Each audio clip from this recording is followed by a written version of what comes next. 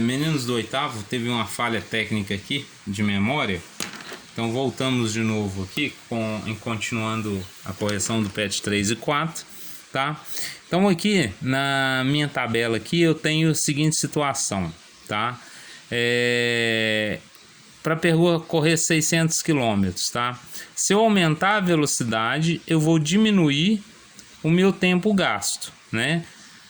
30 horas, 20 horas, 15 horas, 10 horas, 1h30 e assim por diante, tá? Então já dá para perceber que se eu aumentar aqui a velocidade em quilômetros por hora, o meu tempo vai diminuir. Então aumentei e diminuí. Então nesse caso eu tenho aqui o aumento da velocidade e diminuição do tempo, né? Aqui algumas fórmulas de física, né? Para a gente trabalhar um pouquinho. Então vamos lá para a pergunta aqui então. Agora é com vocês. Complete o tempo em horas na tabela acima. Eu já respondi, né? E responda as perguntas. Responda se as duas grandezas, né, velocidade e tempo, são diretamente ou inversamente proporcional. Pelo meu gráfico, pelas minhas setas aqui, eu sei que elas são inversamente proporcionais, tá? Agora aqui, veja bem, olha a pergunta do exercício 3. Escreva a expressão algébrica que representa a situação descrita a seguir.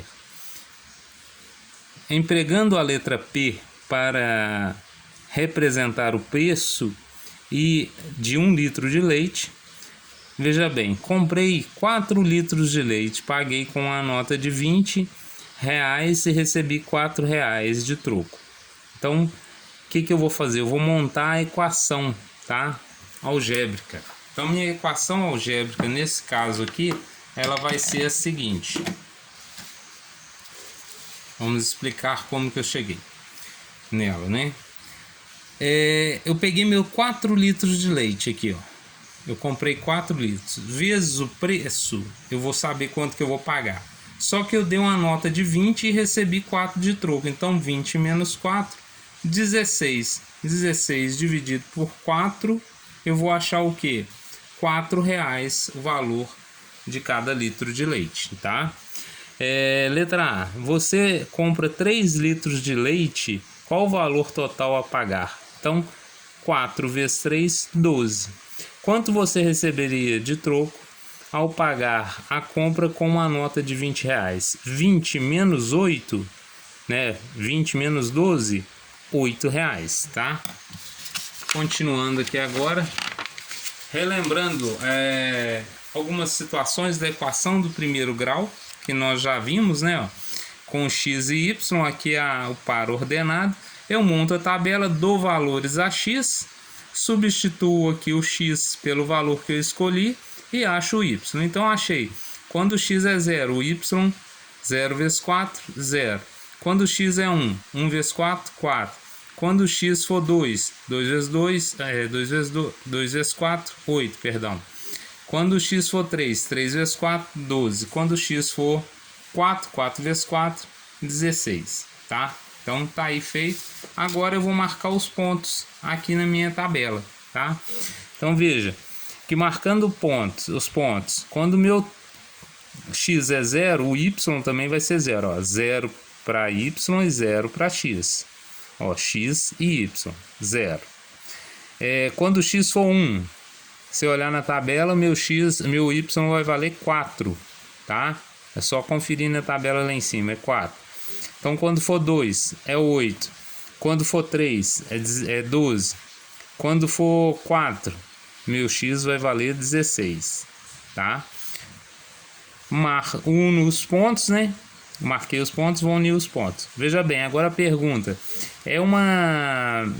Essas grandezas, né? X e Y, elas vão ser diretamente ou inversamente proporcionais.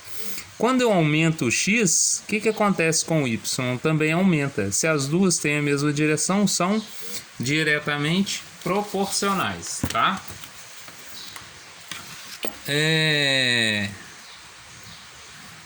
Pergunta. Um veículo viajando a uma velocidade constante de 120 km por hora, tá? Gasta 3 horas em determinado percurso. Considerando que a velocidade constante, que a velocidade de deslocamento seja constante, qual seria a sua velocidade se o tempo gasto nesse mesmo percurso fosse de 6 horas? O que eu fiz? Eu transformei aqui em quantos quilômetros? 120 vezes 3 horas, eu andei 360 quilômetros. A distância é a mesma, só que agora em 6 horas. O que eu vou fazer? 360 dividido por 6. Achei 60 quilômetros. Aqui, ó, pela fórmula lá, distância é velocidade vezes o tempo. 120 vezes 3, 360, tá? Agora aqui eu tenho o exercício... tá. Aí a última aqui, perguntando se é inversamente proporcional ou diretamente proporcional. Se eu aumento a velocidade, eu diminuo o tempo, né? De viagem, tá? Ou na realidade aqui tá falando o seguinte: se eu aumento o tempo, né, diminui a velocidade, ou vice-versa, né? Então, respondendo se elas são diretamente ou inversamente, essa aqui no caso é inversamente proporcional, tá? Eu anotei aqui no cantinho aqui para aproveitar o espaço. No exercício número 4, analise o gráfico abaixo e responda o que se pede. Tem o meu gráfico aqui, ó, quilos de sorvete e de cá litros de leite, tá? Pergunta: para fazer 2 litros de sorvete, preciso de quantos litros de leite? É só chegar aqui, ó, e olhar, 2 litros de leite, eu faço 1 quilo de sorvete, né? A pergunta é o contrário. Para fazer 2 quilos de sorvete, eu preciso de quantos litros de leite? Só vim a linha até encontrar esse ponto aqui, ó, 4 litros de leite. Esse aqui seria 4 litros. Letra B. Com 8 litros de leite, posso fazer quantos quilogramas de sorvete? Então, 8 litros de leite. Eu venho aqui e vou seguir aqui, ó, 4 quilogramas, tá? Então, tá aqui. Para fazer 5 quilos de sorvete, aqui, vou seguir a linha de novo. Vou gastar quantos litros de leite? 10. Olhando no gráfico é muito fácil, não preciso nem fazer conta, né? Então a pergunta é a seguinte: as duas grandezas são diretamente ou inversamente proporcionais? Como que eu vou saber? Se uma sobe, a outra também vai subir, não é? Se eu aumentar o número de leite, eu vou obter mais sorvete. Ou se eu aumentar o sorvete, eu tenho que aumentar o número de litros de leite. Então são diretamente proporcionais. E letra E, com 100 litros de leite, posso produzir quantos quilogramas de sorvete? Eu montei aqui, ó. Se 2 litros eu faço 1, se 4 eu faço 2, se 8 eu faço 4, então eu estou o quê? Dividindo por 2. Se eu estou dividindo por 2, então 100 litros de leite eu vou fazer 50 quilos de sorvete, tá? Eu falei aqui, ó, sobre o sorvete e o quilos, né? Que todas as duas são diretamente proporcionais. Agora tem aqui o que? Uma receita de bolo, que tá ali todos os ingredientes necessários para fazer o bolo. Essa receita, uma receita, serve 5 pessoas, tá? Tô falando aqui. E aqui, ó, eu gasto 2 copos de 200 ml de farinha de trigo, 1 copo de 200 ml de açúcar, 2 colheres de sopa de margarina, 3 ovos, 1 copo de 200 ml de leite e 1 colher de sopa de fermento em pó. Sabendo disso, é só responder, né? Então vamos lá. Para fazer 2 bolos, utilizamos essa receita. Precisa de quantos copos de farinha de trigo para fazer? Se lá na receita precisa para um bolo de 2 copos, para nós aqui então nós vamos precisar de 4, ou seja, estamos dobrando a nossa receita. Para servir 40 pessoas, precisamos fazer quantos bolos dessa receita? Veja bem, se um bolo serve 5 pessoas, então como que eu vou saber quantos bolos que eu preciso? 40 pessoas dividido por 5, eu preciso de 8 bolos, né?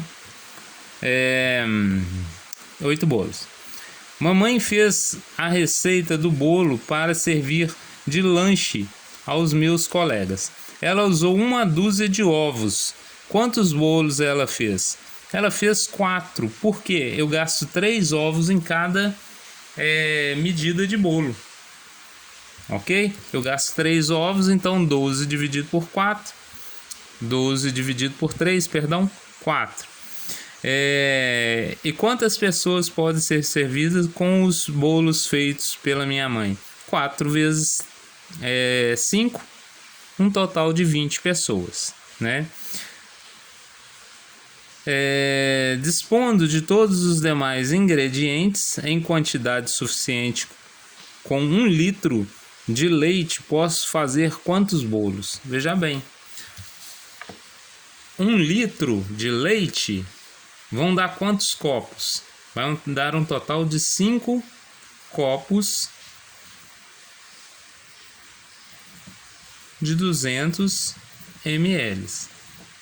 Então eu posso fazer 5 bolos, ok? Então façam as correções necessárias, preparando para a próxima aula, né? Que iniciará agora na sequência. Um abraço a todos.